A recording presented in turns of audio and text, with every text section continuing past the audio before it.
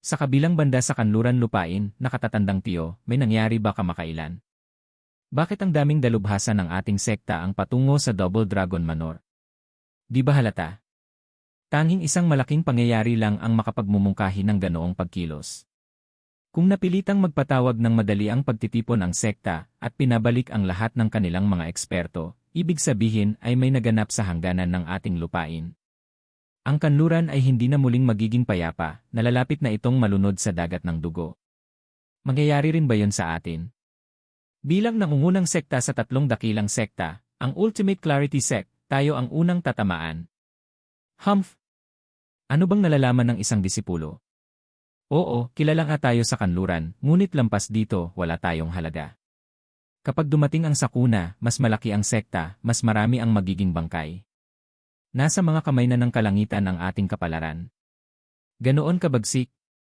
Sa ilalim ng malinaw na kalangitan, nilulukuban ng gintong liwanag ng araw ang tahimik na lupain. Dumadaloy ang mga munting batis, marahang humahaplos sa pandinig. Sa himpapawid, isang matanda at isang binatilyo ang nakalutang, parehong may mabigat na kunot sa noo, habang inaalam ang paparating na sakuna. Sila'y parehong napabuntong hininga. Isang matinis na sigaw ang bumulabog sa himpapawid. Biglang nagdilim ang paligid, nagsiliparan ang mga ibon, at sumabog ang malakas na ipo-ipo. Isang dambuhalang anino ang dumaluyong mula sa kalangitan, isang halimaw na may 3 ulo at malalapad na pakpak. Ang biglaang pagbugso ng nakakatindig balahibong lakas nito ay nagpatigil sa lahat ng espiritual na hayop. Sa kani-kanilang lungga, sila'y nanginginig at nagpupugay, wari mga alipin nitong walang hanggan. Naninikip ang dibdib ng matanda at ng binatilyo. Nanginginig ang bata, halos mabitawan ang sariling ihi, at mahigpit na kumapit sa tanging pag-asa niya, ang matanda, sabay iyak ng takot. Senior Uncle. Ano iyon? Sobrang nakakatakot ang lakas. Iika-9 na antas na espiritual na hayop ang 3 ulong uwak. Halos pautal ang sagot ng matanda. Lalong lumunok ng matigas ang binatilyo. Nakatatandang tiyo, kaya mo bang lumaban sa ganon? Ano ka ba? Ang ika-9 na antas ng espiritual na hayop ay hari ng lahat ng nilalang. Kahit 12 ng pinakamalalakas na eksperto sa Genesis ay hirap na lumapit. Ako pa kaya na nasa ika-5 antas lang. Siguradong mamamatay lang ako. Tumahimik ka na lang at huwag nating galitin. Pinunasan ng matanda ang butil ng pawis sa noo, sabay kapit sa kamay ng binatilyo. Hindi man lang gumalaw, natatakot na kahit isang maling kilos ay magdulot ng kanilang kamatayan. Ngunit huminto ang dambuhalang ibon sa ibabaw nila, nag-iwan ng hangin na tila dumadagundong hanggang sa kanilang buto. Napalunok ang binatilyo at halos mawalan ng pag-asa. Senior Uncle, bakit tumigil? Nakita ba tayo? Kakainin ba tayo ng buhay? Tigilan mo yan. Siguro nagpapahinga lang ito, oo, iyon nga. Kumakabog ang mukha ng matanda. Ngunit kakaiba ito. Ang ika-9 na antas na espiritual na hayop ay hindi na nangangaso, pinapakain ito ng mga hayop sa ilalim nito. Bakit ito lumitaw sa liwanag ng araw? May nangyaring nakatawag ng atensyon nito. Ngunit basta't hindi natin ito gambalain, ligtas tayo. Nakatatandang tiyo, ito ba ang dahilan kung bakit ipinatawag ng Double Dragon Manor ang lahat ng sekta? Diyos na mahabagin, sana hindi. Dahil kung kahit 100 ang pinakamalalakas na eksperto sa Genesis ay magiging pampagana lamang sa halimaw na ito. Kumibot ang labi ng matanda. Kung tutuusin, payapa naman ang ugnayan ng tao at hayop. Bakit ba kailangang magpatayan ang mga tao? Pagmamahal, iyan ang kulang sa mundong ito. Sang-ayon ako. Sana pati ang dambuhalang ibon ay marunong magmahal gaya mo, Senior Uncle, nanginginig na sabi ng binatilyo. Nananatiling nakapako sa lupa ang kanilang mga paa. Nanginginig, nagdasal na sana'y lumisan na lamang ang halimaw. Ngunit biglang may malamig na tinig na umalingaw-ngaw mula sa itaas. Kayo ba ay mula sa Ultimate Clarity Sect? Namulat ang mga mata ng binatilyo. Nagsalita. Senior Uncle, kaya bang magsalita ng ika-9 na antas na espiritual na hayop? Naguluhan ang matanda. Bihira ang mga ganoong antas ng hayop. Hindi ko pa narinig na may nakapagsalitaan. Hoy! Hindi ang hayop ang nagsasalita kundi ako. Muling dumagundong ang tinig, ngayon ay malinaw na nagmumula sa likuran ng halimaw. Isang maliit na anino ang lumitaw mula sa gitnang ulo ng ibon, hugis tao. Pakiusap, maaari ba ninyong sabihin kung kayo nga ay mula sa Ultimate Clarity Sect?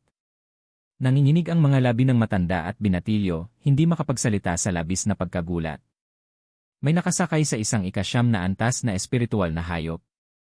Anong uri ng makapangyarihang tao ang kayang supilin ang isang nilalang na kaya nitong tapusin ang dose-dosenang eksperto ng Genesis? Namilog ang mata ng dalawa. Ngunit muling nagsalita ang lalaki. Kung hindi kayo sumagot, iisipin kong mga bangkay na kayo at ipapakain ko kayo sa aking espiritual na hayop. Huwag. Huwag naman, Ginoo. Kami nga po ay mula sa Ultimate Clarity Sect. Paano po kami makatutulong? Halos magpagpag sila ng kamay, pawis na pawis at nanginginig sa takot. At nagsalita muli ang lalaki. Maaari bang sabihin niyo kung narito na ako sa teritoryo ng Ultimate Clarity Sect o may ilang araw pa akong lalakbayin? Di bakit po ninyo hinahanap ang aming sekta?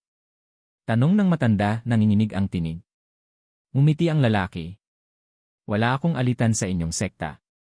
Sa katunayan, may ilang kaibigan pa ako roon, sina Yelin, Wu Qingqiu at iba pa. Ang halimaw na ito, sakay ko lang. Ngunit kung hindi inyo sasabihin, baka mapilitan akong gawin kayong merienda muna, sa kalipulin ang inyong sekta, at pagkatapos. Hintay! Hintay, Ginoo! Huwag kayong magalit, sasabihin namin. Nagmadaling yumuko ang matanda. Sa totoo lang, papunta rin kami roon, ngunit abutin kami ng 10 araw. Ngunit sa bilis ng inyong espiritual na hayop. 1 oras lang. Isa sa 3 ulo ng uwak ang humarap sa gitna at nagsabi. Ginoo, magpatuloy na tayo. Muling dumaan ang liwanag ng araw at inilantad ang mukha ng nakasakay. Nilingon ni Zufan ang batang si Sanzi at tumango. Salamat. Minsan na akong nakapunta sa inyong sekta, ngunit sandali lang iyon at nakalimutan ko na ang daan. Hanggang sa muli, hahaha. At pumalakpak siya, saka pumadyak ang 3 ulong uwak, lumipad palayo. Totoo ngang nagsalita ang hayop, manghang-mangha ang binatilyo. Ang matanda na may nanatiling tulala. Umalinggaw ang halakhak ni Zufan mula sa likuran ng ibon. Yung huli, hindi ako yon, kundi ang espiritual na hayop, hahaha. Hintay, Ginoo. Maaari po bang malaman kung ano ang layunin niyo sa aming sekta? Huminto si Zufan at mumiti ng palihim. May mga halimaw na tao na umapi sa isa naming disipulo. Sa galit ng aming sekta, 5 sekta ang winasak. At mayong muling gumalaw ang mundo, muling maghahari ang mga tao ng Devil Mountain, hahaha. Sa isang iglap, naglaho ang 3 ulong uwak kasama ang mga pasahero nito, iniwan ang marahas na mga ipo-ipo na tila mga halimaw ng kailaliman. Nagtatalunan sa hangin ang matanda at binatilyo, hinahabol ang hininga habang gulat na nakatitig sa paligid na nilipol ng isang hampas ng pakpak. Isang hampas lang ng pakpak, at parang nilipol ang mundo, bulalas ng binatilyo, namamangha. Habang ang matanda, nanlalalim ang noo, ay napabuntong hininga. Ibig bang sabihin isa na namang disipulo ng Devil Mountain ang lumitaw? Nakatatandang tiyo, ano po ba ang Devil Mountain? Mabigat ang tinig ng matanda. Hindi mo ba natatandaan ang pagkawasak ng 5 sekta, 2 taon na ang nakalilipas? Ibig niyong sabihin. Oo, ang Devil Mountain. Lumalim ang buntong hininga ng matanda, nanginginig ang kilay. Dahil sa mga hidwaan ng mga sekta, 1 disipulo ang napatay. Walang nakakaalam na siya pala'y galing sa mahiwagang sekta na yon. Dumating mismo ang kanilang pinuno, ang Overlord 9 Serenities, at winasak ang 5 sekta bilang ganti. Ang kanyang kapangyarihan ay yumanig sa buong lupain. Ni ang Double Dragon Manor ay hindi naglakas loob na suwayin siya. 2 taon lang ang nakalipas at ngayon, muli na namang lumitaw ang Devil Mountain. At ang kanilang disipulo ay sakay ng ika-9 na antas na espiritual na hayop. Isang masamang hudyat ito para sa atin. Nanlaki ang mga mata ng binatilyo at napaubo ng tuwa. Ang lakas nga ng ika-9 na antas na espiritual na hayop. Kung ganyan ang Devil Mountain, gusto ko rin sanang maging disipulo nila. Ano nang sinabi mo? Wala nag-isip lang ng mataas, hahaha. Boom! Sa isang kalawakan na tanging gintong apoy ang lumulukob, bawat pulgada'y nilalapan ng init na makapagluluto ng laman. Ang patuloy na pag-alab at pagtilamsik ay waribang mismong lupa ang niluluto. Kasabay nito, mga kidlat na kulay ubeng kumikidlat sa lahat ng dako, at sa gitna ng kaguluhan ay biglang lumitaw ang isang dambuhalang ibon na may habang 100 metro. Ibinuga nito ang nakasisilaw na kuryente laban sa mapanganib na gintong apoy, at isang nakapanghihilakbot na pagsabog ang pumawi sa lahat ng apoy. Ngunit sa pagkawala ng apoy, isang halimaw na 300 metro ang pumalit, isang dragon na tila bundok ang tikas, ang naglalakihang mata ay puno ng yabang. Hush! Bumaba ang ibong ubeng kidlat at biglang nag-anyong batang 7 taong gulang na babae. Nakatingala siya sa dambuhalang dragon na may kuryosidad sa mga mata. Dragon Ancestor, tapos na po ba ang pagsasanay ngayon? Ang bilis naman. Umalinggaw-ngaw ang nakabibinging halakhak ng dragon. Hahaha, tapos na dahil may mga panauhin tayo. Isang matalim na kuko ang kumalas sa hangin. Bumukas ang kalawakan, lumitaw ang araw at simoy ng hangin na dumadampi sa mga puno sa tabi ng isang sapa, kasama ang isang pamilyar na figura. Pumasok ang lalaki at mumiti. Tunay ngang kamangha-mangha ang Dragon Ancestor. Kakadating ko lang ay alam mo na agad. Ama!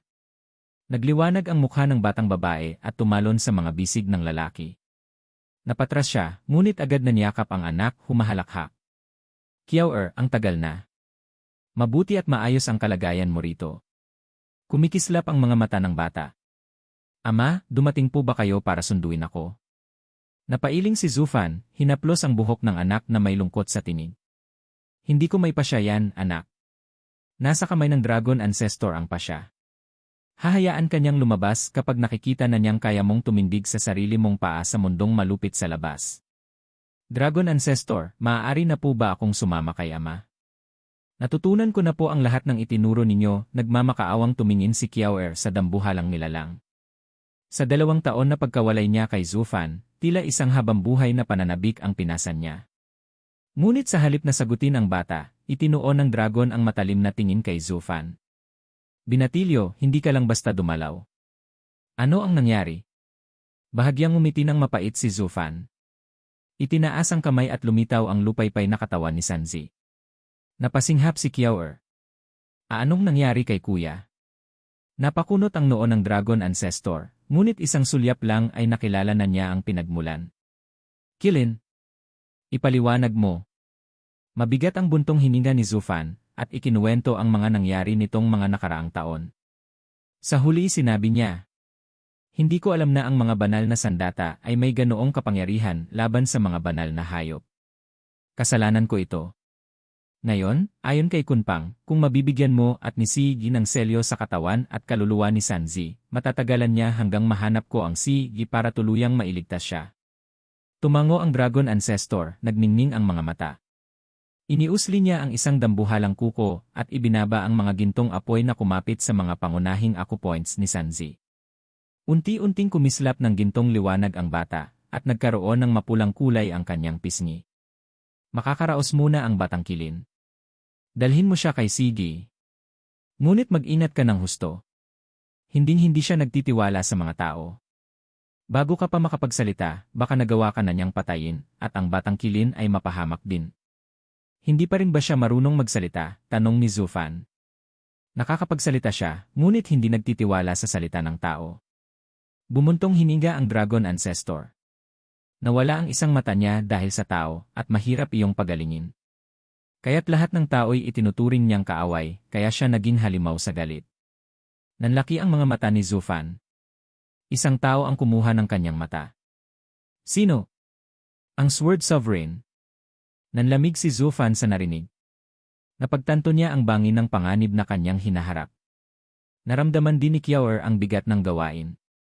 Dragon Ancestor, maaari na po ba akong sumama kay ama upang matulungan siya? Huwag, anak. Sobrang mapanganib. Hindi ko hahayaang madamay ka. Mariing pagtutol ni Zufan. Ngunit sa pagkakataong ito, kumampi ang Dragon Ancestor sa bata.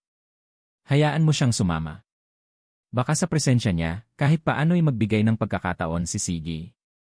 At matatag na rin siya, hindi sayang ang 2 taon ng kanyang pagsasanay. Panahon na para harapin niya ang tunay na mundo. Napayuko si Zufan, napabuntong hininga at tuluyang tumango. Alam niyang hindi basta ibibigay ng Dragon Ancestor ang bata kung hindi pa siya handa. Mataas ang tinig ni Zufan, puno ng paggalang. Nakatatandang Dragon Ancestor, ito ay isang mahalagang misyon. Maaari po ba akong humingi ng karagdagang tulong? Anong ibig mong sabihin? Nagpakumbaba si Zufan, nakikipaglaro pa ng mata. Maaari po bang bigyan niyo ako ng sabihin na nating 10 Dragon Breath Pills pa?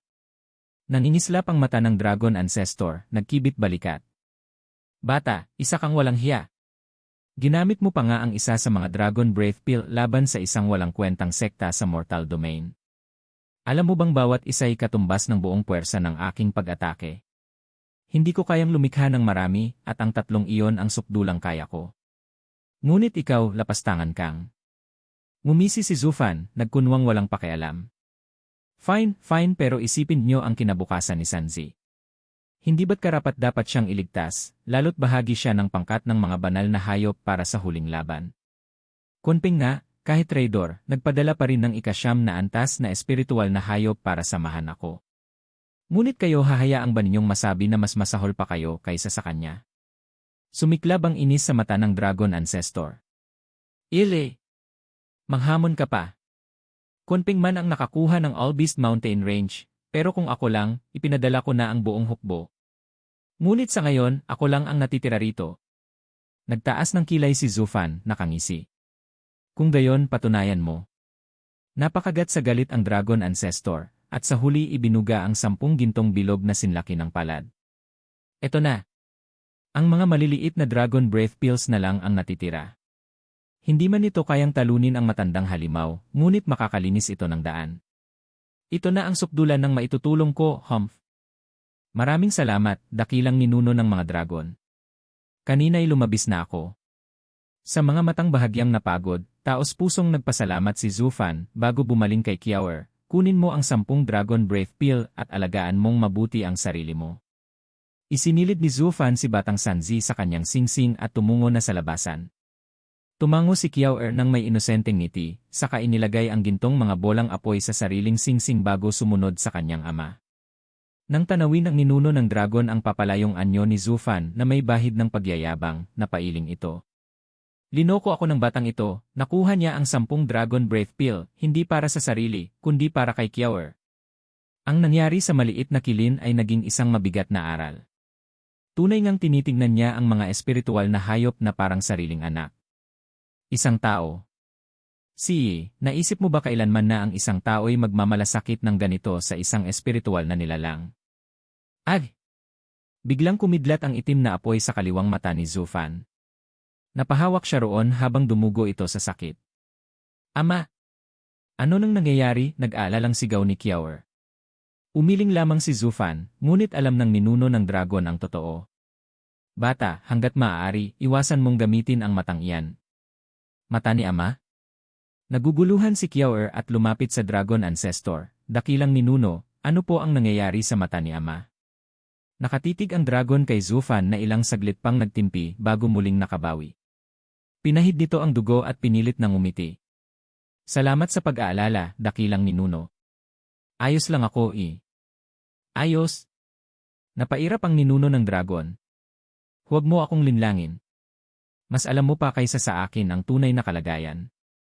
Ang panganib ng matang iyan ay hindi lamang para sa mga kalaban mo.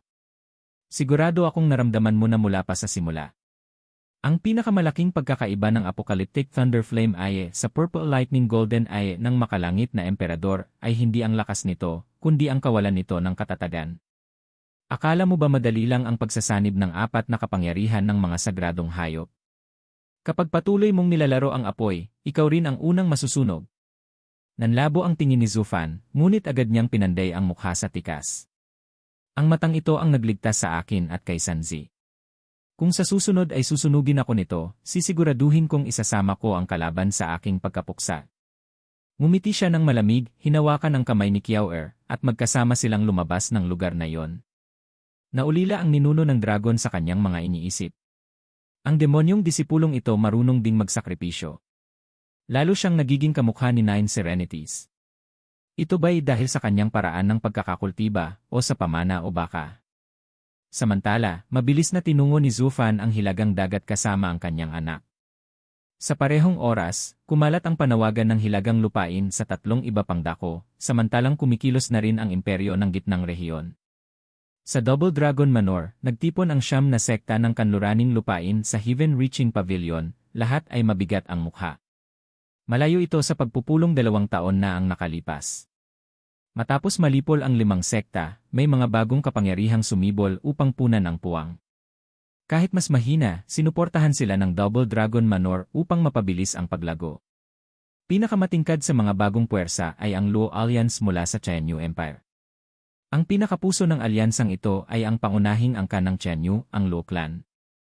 Walang sinuman ang nakakaunawa kung paano tumaas ng ganoon ang isang dating walang pangalang angkan. Maging ang Double Dragon Manor ay walang paliwanag. Sa loob lamang ng 2 taon, mula sa pinakamababa sa hanay ng 3 pinakamahihinang sekta, umangat sila hanggang sa katamtamang antas. Malayo ang agwat kumpara sa iba pang mga bagong puwersa na hindi umaabot sa 3 bahagi ng isang pangkaraniwang sekta. Ang Luo Alliance ang naging pinakamaliwanag na bituin ng kanluran. At iyon pa lamang ang simula. Ang higit na kamangha-mangha ay ang kanilang pag-angat na lubos na naiba sa pamumuno ng Sword Star Empire. Tulad ng imperyo, hindi lamang sila nakatuon sa kultibasyon at pagpapalakas. Ang Luo Alliance ay binubuo ng mga tao mula sa iba't ibang uri, magsasaka, opisyal, at higit sa lahat, isang angkang pandigma na namumuno sa hukbo upang palawakin ang kanilang lupain. May mga general at mga estratehista silang umaalalay sa pamamahala at kapangyarihan, tulad ng isang maliit na imperyo, isang imperyong patuloy na lumalakas araw-araw. Sa aspeto ng militar, sila na ang nangingibabaw sa buong kanluran. Marami ang naniniwala na kung hindi lamang sakop ng Sword Star Empire ang buong gitnang rehiyon, baka ang malumanay at maayos na pag-unlad ng Luo Alliance ay nagbunga na ng isa pang dambuhala. Ngunit walang silbi ang Qi kung sakali sa mundong ito. Ang Sword Star Empire ang pinakamalakas, kaya't napilitan ang Luo Alliance na maging bahagi ng lumalaking paglaban laban sa kanila, at ang kinabukasan nito'y nababalot ng pangamba. Sapagkat sa kasaysayan, isa lamang ang natatala bilang una, ang ikalaway palaging nalulugmok sa limot. Gayon ang katayuan ng Luo Clan, may potensyal maging ikalawang Sword Star Empire, ngunit wala pa sa tamang panahon. Kinakailangan ng panahon, kapalaran, at swerte. Naipundar ni Zhu Fan ang batayan para sa kanila, ngunit maging siya ay walang kapangyarihang baguhin ang agos ng mundo. Lumampas na ang pagkakataon upang magtatag ng sariling lupain, at kailangan nilang maghintay muli. Pinuno ng Angkan Luo, matapos ang pagpupulong na ito, kami ay magdadala ng kalahati ng mga eksperto ng Double Dragon Manor, kasama si Nayelin at iba pang mahuhusay na disipulo, upang tumungo sa hilagang lupain at hadlangan ang mabagsik na puwersa ng Invincible Sword bago niya tuluyang lamunin ng apoy ang buong rehiyon. Pagkaraan ng maikling pag-aatubili, nagsalita si Exalted Heiran. Nagmuni-muni si Lu Yunhai bago umiling. Ang Double Dragon Manor ang haligi ng kapangyarihan ng kanlurang lupain. Kapag dinala natin ang kalahati ng lakas nito, mawawalan tayo ng laman at depensa. Malaki ang posibilidad na samantalahin ito ng Sword Star Empire, ilabas ang ating hukbo, at tayo'y mahulog sa kanilang bitad. Eksakto. Exalted, huwag kayong tutungo roon. Hindi natin dapat isakripisyo ang sariling tahanan alang-alang lamang sa mga tao ng Hilaga, mariing wika ng isang nakatatanda mula sa Hellion Flame na agad tumindig at nagbigay galang. Ngunit hindi nagpatinag si Lu Yunhai. Ngunit ang hindi pagtulong ay isa ring malaking kamalian. Kapag nasunggaban nila ang Heaven Sealing Sword, tayo ang susunod na magiging target. Gaano katagal tayong tatagal? At higit pa roon, kung hindi tayo tutugon sa kanilang panawagan, mawawalan ng saysay ang alyansa ng 4 na lupain. Kapwa mawawalan ng tiwala ang bawat isa, hindi ba't mas lalo itong akma sa plano ng kalaban? Napatigil ang nakatatanda at napabuntong hininga. Pinuno ng Angkan Luo, kanina ka pa nagsasalita, ngunit saan ka ba talaga patungo? Ang sabi mo'y hindi natin kayang iligtas ngunit kailangan nating iligtas. Ano ba talaga? Nagbubulalas ka lang ba ng salita? Hindi ganoon. Ngumiti si Leng Wuchang. Nais ko sanang maunawaan ng nakatatanda na hindi ito mga hungkag na salita, kundi masusing pagsusuri ng ating sitwasyon. Sa pamamagitan lamang ng tamang pag-aanalisa tayo makakapili ng wastong hakbang. At huwag kalimutan, hindi ang aming pinuno ang magpapasya, kundi ang mga exalted. Nagbibigay lamang siya ng payo, ha. Namula sa inis ang mukha ng nakatatanda. Ngunit ang kanyang galit ay nangingibabaw, at madiin niyang sambit, talagang walang katapusan ang katalinuhan ng mga tao mula sa Luo Clan, puro salita at pagbabaluktot. Wala na akong oras para sa inyo. Ngumisi lamang si Leng Wuchang. Hindi po pagbabaluktot, kundi katotohanan lamang, hahaha. Matalim na tumingin si Exalted Heiran bago muling nagsalita ng mariin. Tama, muntik ko nang malimutan na ang Luklan ay puno ng matatalas ang isipan. Nais kong humingi ng inyong payo sa ganitong komplikadong bagay. Kung hindi ako nagkakamali, kayo ang dalawa sa tatlong pantas ng Luo Alliance, Leng Wuchang at Zhuge Changfeng, Sir Leng at Steward Zhuge. Exalted, pinararangalan niyo kami, tugon ng dalawa na sabay tumayo at yumukod ng may malapad ng ngiti. Tumanggo si Exalted Beimei. Kung ganoon, ayon sa inyong paghatol, ano ang dapat nating gawin ngayon? Nagpalitan ng tingin ang dalawa bago si Zhuge Changfeng ang unang nagsalita. Exalted, malinaw na naipahayag ng aming pinuno ang lahat. Kung hahayaan natin ang panawagan ng hilagang lupain, pansamantala tayong ligtas ngunit mawawala ng tiwala ang iba. Kung tutulong naman tayo, tiyak na haharap tayo sa malaking kapahamakan. Alinmang landas ay may panganib, kaya't tanging kayo lamang ang makapagpapasya. Hindi naging punong ministro si Zhuge Changfeng nang walang dahilan, makinis at walang butas ang kanyang pananalita. At malinaw ang kanyang ipinapahiwatig. Kami nagbibigay lamang ng payo. Kayo pa rin ang may huling pasya, lalo't alinmang landas ay puno ng panganib. Huwag ninyong ipapasa sa amin ang bigat ng desisyon. Nagbigay na kami ng babala ng maaga, ngunit kung hindi niyo pinansin, hindi na yon aming kasalanan. Steward Zhuge, tunay ngang marapat ang iyong reputasyon, hahaha. Natawa si Exalted, ngunit bakas ang bigat sa kanyang mga mata. Alam ng lahat na ang desisyong ito ay mag-aalis sa Luklan ng pananagutan sa anumang mangyaring masama. Ang Double Dragon Manor ang siyang sasalo ng sisi. Hahaha, ngayon ko nauunawaan kung bakit kahit maliit na angkan, lumago ang Luklan ng mabilis. Wala ni isa man sa kanila ang karaniwan, maging ang kanilang mga tagapagbantay. Sa huli, napabuntong hininga ang dalawang Exalted at muling hinarap ang suliranin. Kung tutulong sila sa Hilaga, iiwan nilang lantad ang sariling teritoryo, ngunit mananatiling buo ang alyansa. Kung hindi naman, tiyak ang pansamantalang ginhawa, ngunit mawawala ang tiwala ng lahat, na mas magpapahirap sa susunod na laban kontra sa gitnang lupain. Nagningning ang mga mata ni Exalted Heiran at nagpasya. Tutungo tayo sa Hilaga upang sumaklolo.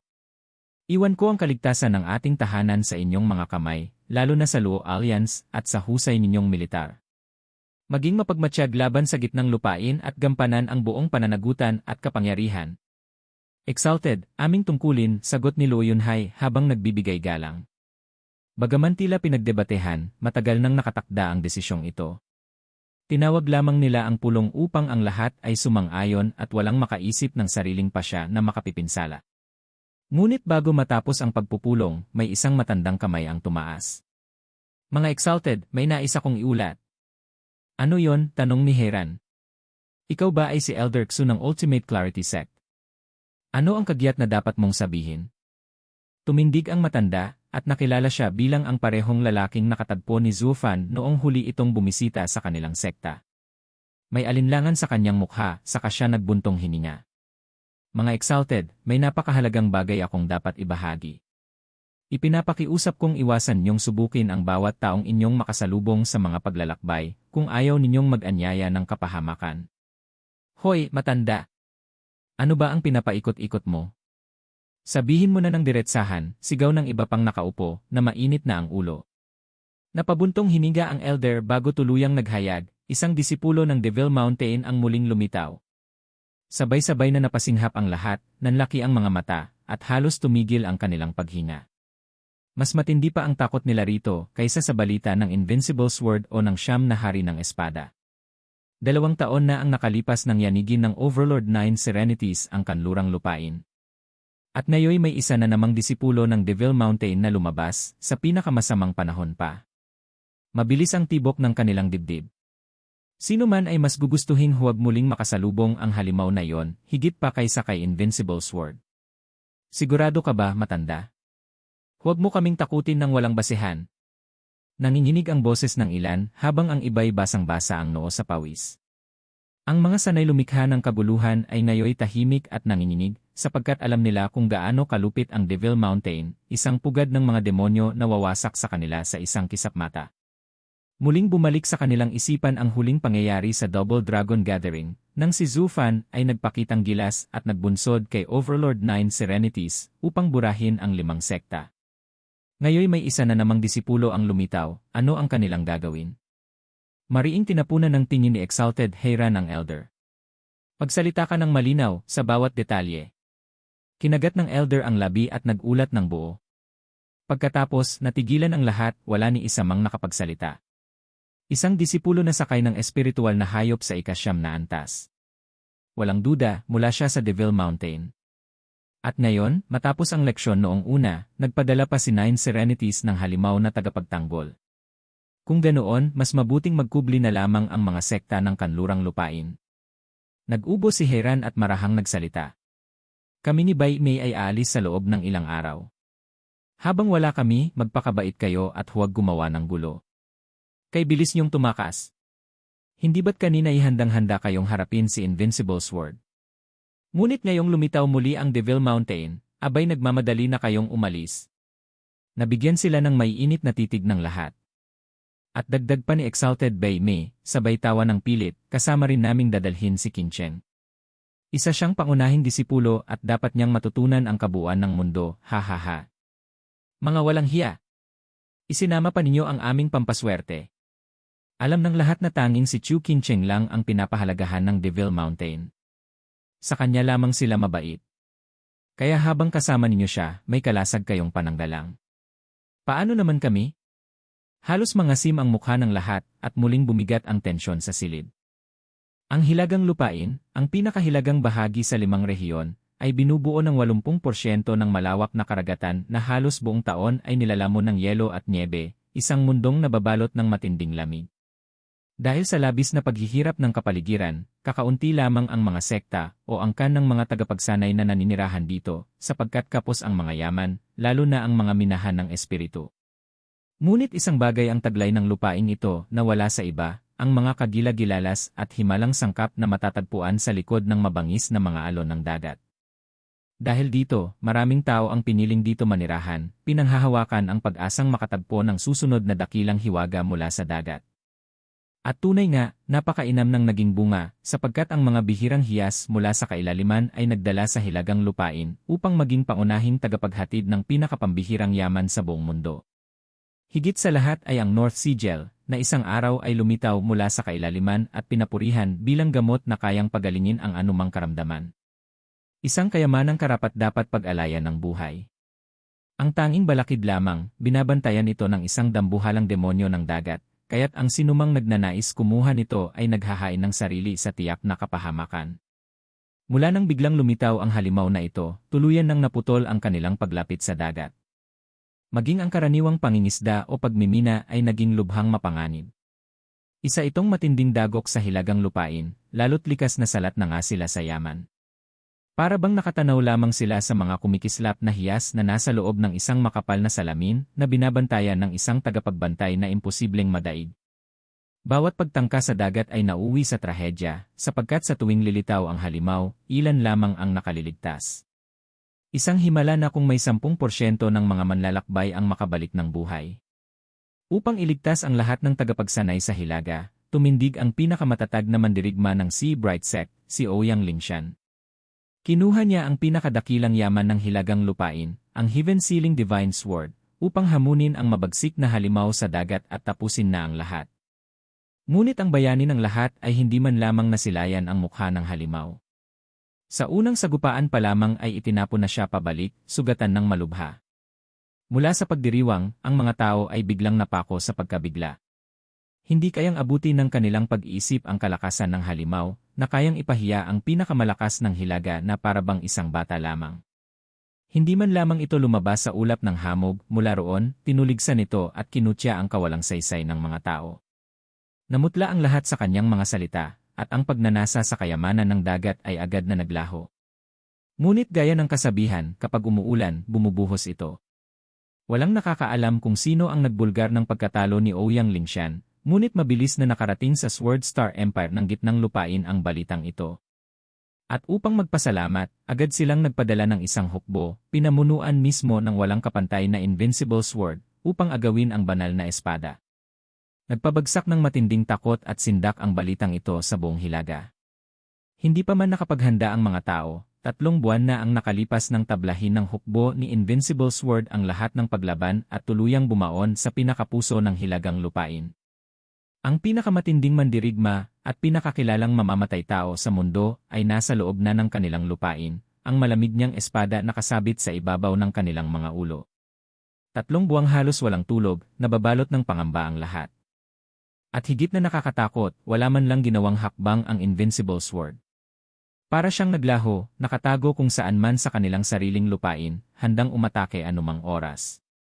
Ang kawalang katiyakan ay mas nakapangingilabot kaysa mismong laban. At ang hilagang lupain, na dati nang nagyelo, ay tila binalutan pa ng dagdag na yelo, lalo pang pinahaba ang pighati ng mga tao. Ngunit para sa isang tao, wala itong saysay. Hindi man lang siya alintana. Hugh! Umuusok ang hininga ni Zufan habang nakangiti. Kiao, narito na tayo sa hilagang lupain. Kailangan na lang nating makarating sa baybayin ng North Sea. Tanong ko lang, gaano pa kaya ito kalayo? Ngunit sumimangot ang 7 taong gulang na batang babae na hawak niya sa kamay. Ama, bakit hindi na lang tayo sumakay ulit sa malaking ibon? Ang tagal bago tayo makarating sa dagat kung lalakad lang tayo. Napabuntong hininga si Zufan. Kiao, hindi mo pa alam ang likas na pagkatao ng tao. Sa ngayon, sobrang kinakabahan ang mga tao rito sa Hilaga, takot sila sa sariling anino. Kapag sumakay tayo sa three-headed crow, masyado tayong mapapansin at magiging puntirya ng lahat. Kung habulin tayo ng galit na karamihan, lalo lang tatagal ang ating paglalakbay. Tandaan mo ito, ang pag-iingat ay mas mahalaga kaysa bulag na tapang. Ang padalos-dalos na aksyon ay magdadala lamang ng mas malaking kapahamakan at aksaya ng oras. At lalo na kayong mga bata, na madaling mainip at magreklamo, hindi na matatapos ang inyong ingay. Napalalim ang kunot sa noo ni Kiao, gulong-gulo pa rin. Napailing si Zufan na may mapait na ngiti. Ako'y nagiging hangal. Si Sanzi nga, na matagal nang nakikisalamuha sa mga tao, ay hindi pa rin lubos na nakaunawa sa kanilang kalikasan. Si Kiao pa kaya, na ngayon palang lumabas mula sa kaligtasan ng tahanan. Unti-unti lang. Muling bumuntong hininga si Zufan at hinila ang kanyang anak papasok sa lungsod. Tumigil kayo! Sino kayo at ano ang pakain nyo sa Sea Bright City? Isang dambuhalang bantay ang humarang sa kanila, kaseryosohan ang mukha, at nagpalabas pa ng aura ng Soul Harmony Stage. Sa lahat ng batayan, dapat ay balewalain lamang si Zufan na nasa Radiant Stage, at ang kapangyarihan ni Kiao na mahigpit na natatakpan ng kanyang mga demonyong hiyas. Ngunit kakaiba ang mga bantay, labis ang kanilang kaseryosohan, at hindi pumapayag na magkamali, na para bang bawat kaluskos ay maaaring banta. Naglabas si Zufan ng gintong card mula sa kanyang singsing, yaong tanging para lamang sa pinakamahalagang kliyente ng Serene Shores Trading. Ako'y isang mangangalakal, kasama ang aking anak. Narito kami para sa kalakalan. Nanginginig ang mga mata ng bantay at agad niyang sinabi, kilal ko ang taong ito, mula siya sa Serene Shores Trading. Ako na ang maghahatid sa kanya upang asikasuhin ang kanyang gawain. Kayo na may manatili rito at bantayan ang lahat ng gumagalaw. Huwag hayaang makalusot ang mga espiya ng gitna. Tumango ang iba at tuluyan ng binaliwala si Zufan. Kaagad naman siyang inihatid ng malaking bantay, hindi na nag-usisa pa. Habang naglalakad, nagsalita ang bantay. Ginoo, sundan niyo ako. Dadalhin ko kayo sa aming himpilan. Bahagyang nanukso si Zufan. Nakapasok ba kayo sa syudad na ito? Pati ba ang bantay sa tarangkahan ay sa inyo? Napabuntong hininga ang lalaki. Hindi kailanman maihihiwalay ang negosyo sa politika. Ang kumpanya ay may impluensya sa bawat teritoryo at kumikilos mula sa anino sakaling may mangyari. Ngunit nagkaroon ng malaking insidente sa punong himpilan, kaya't lahat ng sangay ay nagbigay ng lahat ng yaman sa utos ng aming batang Panginoon. Ako'y isa lamang mababang kawani, at iniutos lamang na sinumang may hawak ng card na ito ay dalhin sa himpilan. Hindi ko kilala ang iba pang kasapi, ni ang iba pang kliyenteng mahalaga. Ngunit tiyak na may kakausap sa inyo roon. Napapikit sandali si Zufan at tumango. Talagang napakalalim ng pagkakaugat ng Serene Shores Trading sa 5 lupain. Matalino si Matandang Wu na ipaghanda na nila ang sarili kung sakaling bumaliktad ang sitwasyon. At kailangan kong aminin, napakalaki ng pakinabang ko sa paggamit sa walang malay na pangalawang batang Panginoon upang gawin ang lahat ng ito para sa akin. Sa mahigpit na pagbabantay sa hilaga, mahirap sana akong makakilos kung wala ang tulong ng kumpanyang ito. Ngayon, para akong isdang malayang lumalangoy, haha. Napangiti si Zufan sa sarili. Inihatid sila ng malaking bantay sa isang lokal na tindahan, payak at wasak, walang bahid ng karangyaan na karapat-dapat sa isang malaking kumpanya. Ngunit alam ni Zufan, ito ang harapan ng lihim na himpilan. Tagapamahala, may customer ka.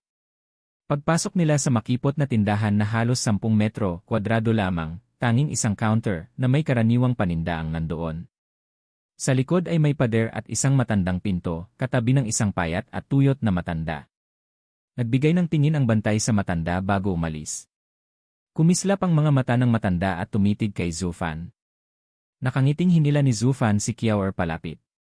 Pinagmasdan sila ng matanda bago dahan-dahang nagsalita, minsan, kami kasing ningning ng kalangitan, ngayoy bagsak sa impyerno. Paano natin muling mababawi ang ating karangalan upang muling tahakin ang walang hanggang kalangitan? Mabagal na tugon ni Zufan, sa dagat ng dugo at bundok ng bangkay, huhubugin ko ang landas palabas ng impyerno, haharapin ang kamatayan ng may ngiti hanggang sa muling makamtan ang kalangitan. Tumango ang matanda na may buntong hininga. Sana nga'y mangyari. Sumunod kayo, Ginoo. Binuksan niya ang pinto sa likod. Kiaor, manatili ka rito. Iniwan ni Zufan ang kanyang anak at pumasok sa dilim sa kabila ng pinto.